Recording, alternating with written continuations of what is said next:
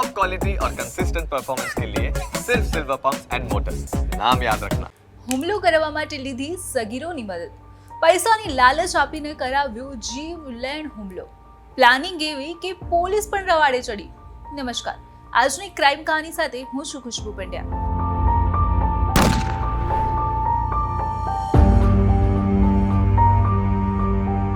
જો તમને યાદ હોય તો ગણેશ મંડપ પર થયેલા પથ્થરમારા માટે બાળકોને સ્પેશિયલી તૈયાર કરવામાં આવ્યા હતા. તેવી જ રીતે આ ક્રાઇમ કહાનીમાં પણ ગુનાને અંજામ આપવા માટે બાળકોની મદદ લેવામાં આવી. આ ઘટના છે અમદાવાદના દાણી લીમડા વિસ્તારની, જ્યાં એક લઈક અંસારી નામનો ડ્રગ્સ પેડલર ઘણા સમયથી ડ્રગ્સનો ધંધો કરતો હતો. તેના વિરુદ્ધ 11 જેટલા અલગ અલગ ગુનાઓ પણ નોંધાઈ ચૂક્યા છે.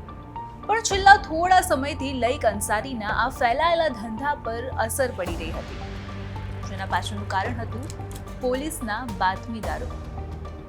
પોલીસના બાતમીદારો પૈકીના એક બાતમીદાર આમીન કુરેશી પર અંસારીને શંકા પણ હતી કે તેના જ કારણે તેના ધંધા પર અસર થઈ રહી હતી.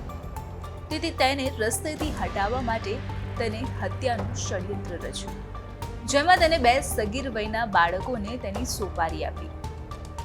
તેને સગીરોને એક ફોટો બતાવીને કહ્યું કે તેમને 4,000 રૂપિયા આપશે અને રસ્તેથી હટાવી દો, અને કામ પૂરું થયા પછી બીજા 4,000 તમને મળી જશે.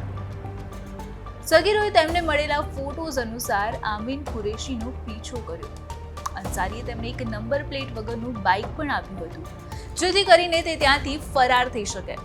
અને આ ઉપરાંત એવી જગ્યાએ લઈ જઈને હુમલો કરવાનું કહ્યું કે જ્યાં કોઈ પણ કેમેરો ના હોય. આમીન જ્યારે જમાલપુરથી પસાર થઈ રહ્યો હતો ત્યારે આ સગીરોએ લાકડી અને પાઇપોથી તેની પર જીવલેણ હુમલો કર્યો અને પછી ત્યાંથી ફરાર થઈ ગયા.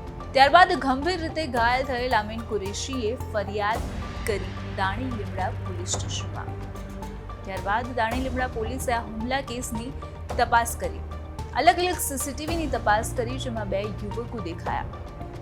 ત્યારબાદ પોલીસ જ્યારે આ 2 યુવકોને ઝડપી પાડ્યા ત્યારે ખ્યાલ આવ્યો કે આ બંને સગીર વયના છે. જ્યારે પોલીસે સગીરની અટકાયત કરીને પૂછપરછ કરી ત્યારે ખ્યાલ આવ્યો કે આ મામલો સોપારી કિલિંગનો હતો.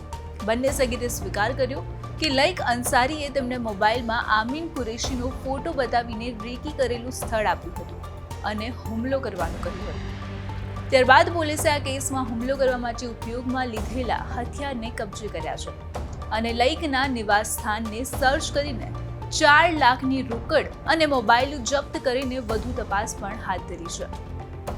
આ ઉપરાંત મહત્વનું છે કે અંસારીએ હત્યા કરવા માટે સગીર બાળકોને સોપારી એટલા માટે આપી હતી કે પોલીસ સગીર આરોપીને પકડે તો તેમને સજા ઓછી થાય અને જેલમાં ન જવું પડે.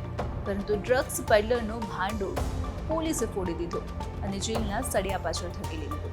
તો અત્યારે ક્રાઇમ કહાનીમાં બસ આટલું જ. આપણે ફરી મળીશું એક નવી કહાની સાથે. નમસ્કાર.